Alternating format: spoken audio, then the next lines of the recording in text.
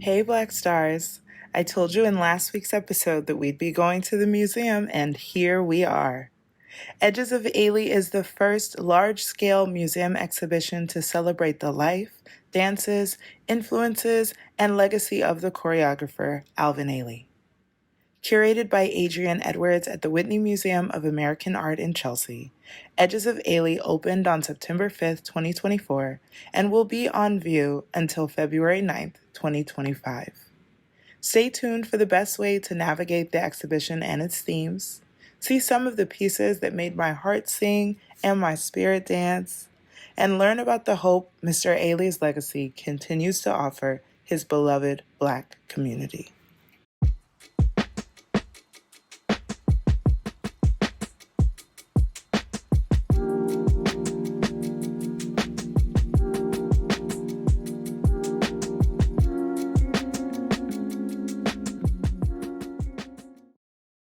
I stayed up late on election night to watch the results roll in and the maps light up.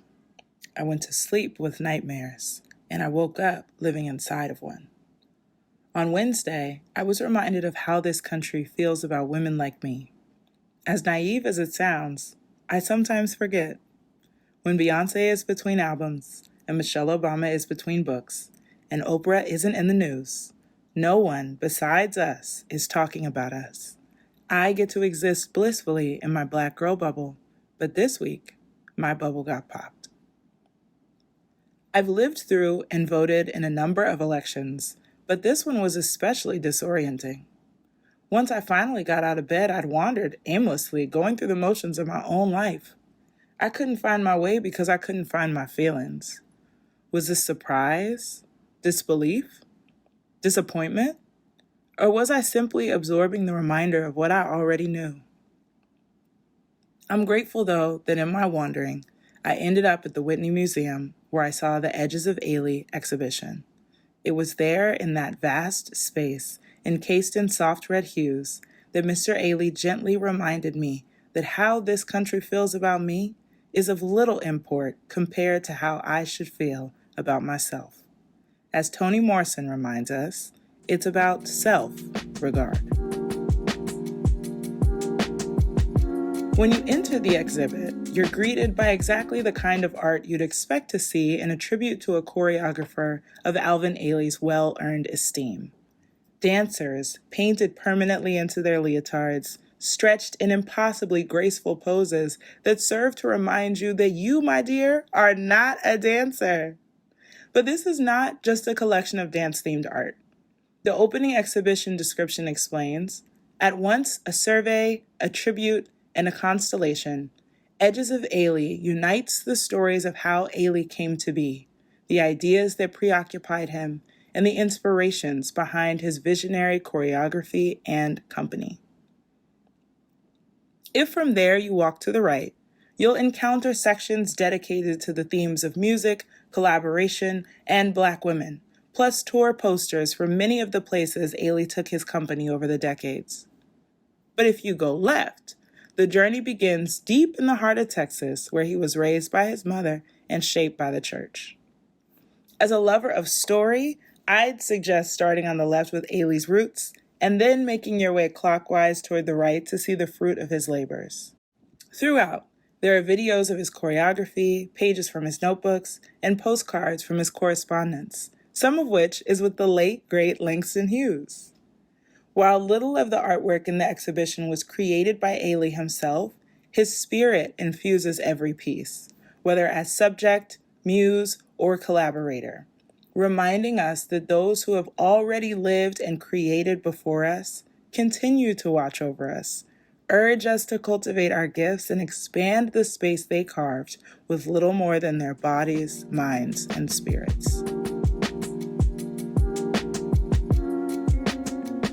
Is a particular shade of red, not stop sign level aggressive, nor as deep as Cabernet held up to the light, that coats the walls and floors of the exhibit to invoke Ailey's concept of blood memories, which he describes as the blues, spirituals, gospel, work songs, all those things going on in Texas in the 1930s during the Depression.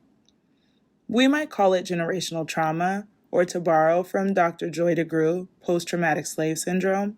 But all of these terms refer to the idea that we carry our ancestors' struggles in corporeal and ethereal ways. From the time you step off the elevator and your feet touch the 5th floor of the museum, you are standing in Mr. Ailey's experiences in his time and ancestrally. And it is from this source that Mr. Ailey could conjure his movements full of images, and a driving force for Black creatives past, present, and future, myself included. The art is grouped thematically, displayed on raised octagons covered in red carpet. One octagon, themed Emancipation, features a landscape painting by Robert S. Duncanson that depicts the line separating the free North from the enslaved South. There is no fence, no wall topped with barbed wire. Instead, a river marks the boundary, highlighting how very imaginary and thin the barriers we set between ourselves and others can be. Another area draws together jazz, modern dance, and abstract art. And the connection is an intuitive one. When I listen to jazz with my eyes closed, I see something like an abstract composition in its creation phase, bold splashes of color, jagged lines, textures colliding in a syncopated rhythm, a fantasia. Alvin Ailey's composition in phases demonstrates his ability to choreograph across genres, which was a rare flexibility for his time. His success was not without challenge. Phases was the first piece he created after his nervous breakdown in 1980, the explanation of which is paired with Rashid Johnson's Untitled Anxious Man. The agony of coming from where I came from and then dancing on the Champs-Élysées? On one hand, the darkness where you feel like you are just nobody, nothing. And the other hand, you're the king. You're on top of the world. The pressure of navigating two identities can be crippling. Masculinity and queerness. Human and icon. Black and American. Alvin Ailey, Jean-Michel Basquiat, Betty Saar, and many more have aimed to make sense of a question that feels particularly salient now. What is our value in this country beyond entertainment? Adjacent to Basquiat's Hollywood Blacks is a grim metronome by Betty Saar. It's decorated with a photo of a white audience at a lynching and newspaper clippings. One clipping reads, "Lynched after refusing to dance on white's command." The ticker is a black skeleton. In this work, which shares a name with the musical television show Soul Train that ran for more than 35 years, there are rags tied together atop a black background and rail cars running along the bottom. Standing here, we experience none of the brightness, joy, or energy that Soul Train the show delivers. It feels more like a tongue-in-cheek allusion to the Underground Railroad, which, like Soul Train, has been a locomotive, but never a real train.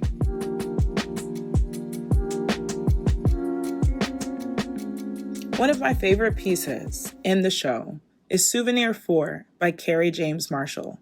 It depicts a solitary figure in a familiarly black living room, a woman sitting alone but not lonely. The faces of deceased artist ancestors hang above her head, names unspooling like a scroll. Wherever she is, in life or death, they are with her. We are all surrounded by those who have left, but who have never truly left us. They remain woven into the fabric of our existence. Another favorite is a charcoal drawing titled Alvin Ailey Dances Revelations. It's just a squiggle, but somehow it captures the spirit of Ailey's most famous dance. If you've seen Revelations, you know the dancers are coming and going, ripping and running, hooping and hollering. If you were to watch it in 10 times speed, it would feel like a blur, a Tasmanian devil, which this piece captures in a single, unbroken line, preserving kinetic force in a way that words cannot. This theme of motion and connection through collaboration extends beyond Ailey's choreography. He once said, "I love to start with an empty space and a body or two and say, carve the space." What strikes me about this quote is a body or two. Collaboration is such a deep part of his work and the show. And as we've seen from our exploration of exhibitions over time, the greatest art movements are always born from collective effort. Art is never created in isolation, and the work of the Alvin Ailey Dance Company is no exception. An example of this collaboration is Ailey's ongoing exchange with Romare Bearden, the renowned artist who is also married to one of Ailey's dancers. Bearden, who is best known for collage, gifted Ailey the series Bayou Fever, a collection of framed, titled, captioned pieces that he hoped Ailey would transmute into choreography. The collages, which stretch across 2 walls, are full of texture, color, and culture. Though Ailey wasn't able to bring these stories to life on stage, the energy and potential of Bearden's work speak to the intersection of visual art and performance. There's so much narrative embedded in those pieces that you can almost see them dancing in front of you. It seems like a valuable piece of IP if placed in the right hands. As we saw during our visit to the Baldwin retrospective at the New York Public Library this summer, an entire section of Edges of Ailey is dedicated to paper-based ephemera. Postcards, letters exchanged with Langston Hughes, correspondence with other dance company founders, sketches shared between artists, and programs, playbills, scripts, and journal entries. It made me reflect on something I wondered standing in the midst of Baldwin's treasures. What will be left of us, this computer generation? Will they print out our emails and place them under glass? Will our tribute exhibitions be walls of video, screen grabs of our text threads, and centuries-old TikToks played on loop? What will be left of our digital lives?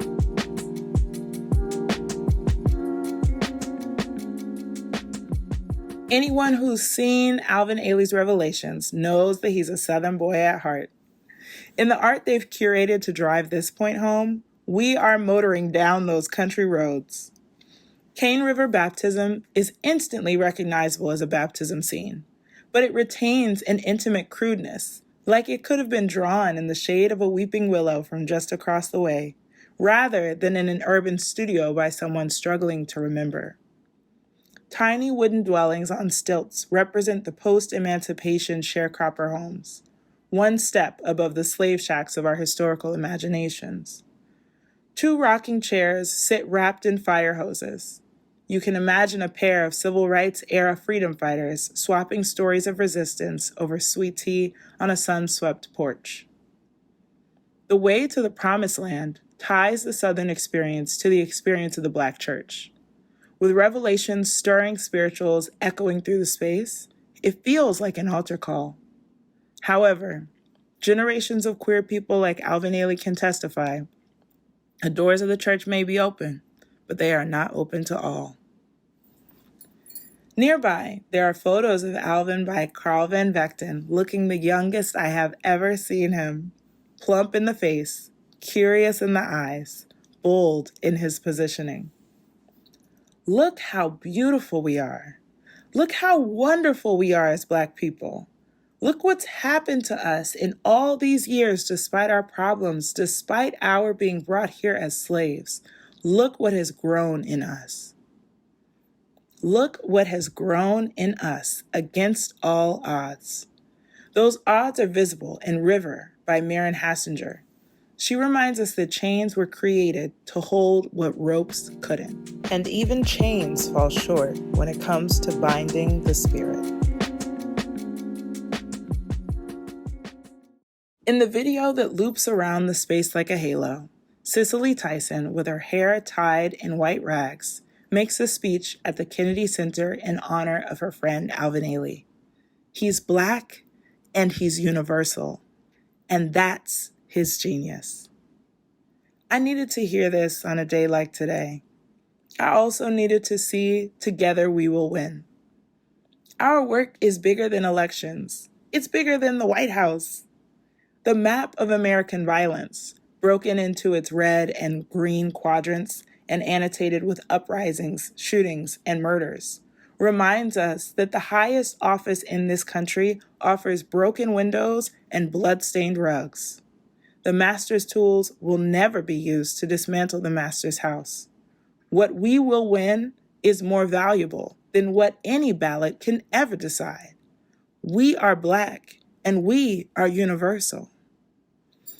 I find hope in Afrofuturism. I'm grateful for Ellen Gallagher's piece, which imagines Black people creating a home in Atlantis, bringing us back to the water that claimed so many lives during the Middle Passage. I was brought nearly to tears by Nikki Giovanni's poem, Quilting the Black-Eyed Pea, We're Going to Mars. The trip to Mars can only be understood through Black Americans. I say the trip to Mars can only be understood through Black Americans.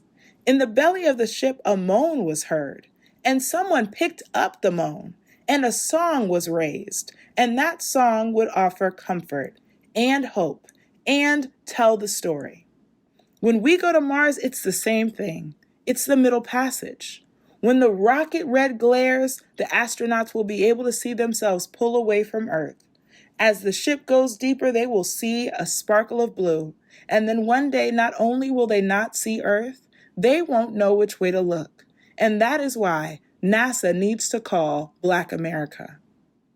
They need to ask us, how did you calm your fears? How were you able to decide you were human even when everything said you were not? How did you find the comfort in the face of the improbable to make the world you came to your world? How was your soul able to look back and wonder?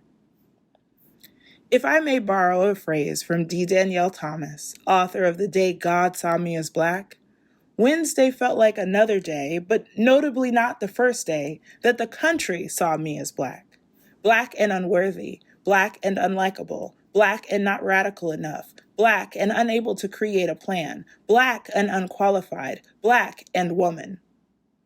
In this country's rejection of Kamala Harris, I was feeling rejected as well.